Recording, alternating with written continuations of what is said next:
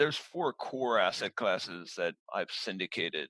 Me personally, passive, I'm probably in more like 10 different asset classes. And I'd say that's too much. In the last couple of years, I've sort of narrowed that down to my four or five favorite ones. And I'm not saying, look, if I got a friend who's starting something and he's showing a lot of promise and he's starting a business, I'm not saying I'll never invest in that kind of thing, but it's got to be personal for me. But no, don't get too scattered. Pick your team and then go with the asset class. For me, I wanted access to, or I wanted exposure to the self storage space. I didn't go look at a self storage property. I went and found a team that I wanted to do business with. So, unless it's something you're going to go out and buy on your own, you still got to go for the team. You got to find yourself a great property manager. It's one of the most important pieces of the puzzle. So find a great team and invest with them often, not the other way around where you're investing in a lot of different asset classes and, amongst a whole bunch of different teams. Pick a team or two that you like doing business with and do business with them often.